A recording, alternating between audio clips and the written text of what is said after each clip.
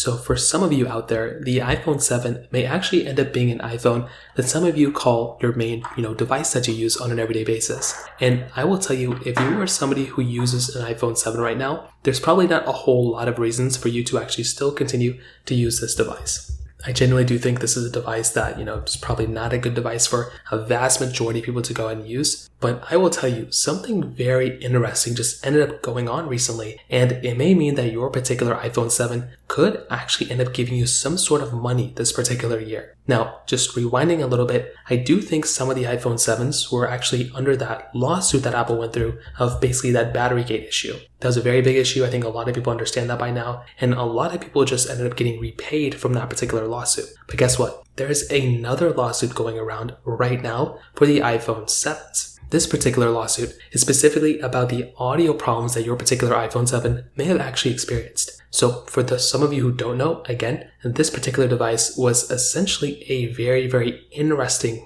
situation that was going around, which basically meant that if you had an iPhone 7, you may have actually had some sort of audio issue going on for a particular device that basically gave it the issue of basically not admitting audio that well. Their audio IC chips that were inside were basically not working and not functioning, and they would cause lots of audio issues and lots of audio failure. But guess what ended up happening? Apple kind of had this audio IC issue that basically they came up. They basically addressed it, and they kind of took care of it for a little bit. It was a service repair program, but Apple went through and they basically kind of took it away just like not that long ago. But now this particular iPhone is now back into another lawsuit. Now it looks like this particular lawsuit is basically alleging that Apple hasn't really taken up any, wrongdoing in this particular lawsuit, and they're going to want to go ahead and have Apple be somewhat, reliable or basically taking initiative of this particular issue that was going around. And it looks like Apple's going to have to go through and either have some sort of payment method. They're going to have to go and pay for this particular issue that's going to end up happening for these audio IC chips not working. So if you have an iPhone 7 in 2024, just keep your hands on that particular iPhone, unless you plan on reselling or whatever. But if you're not, keep your hands on this particular iPhone,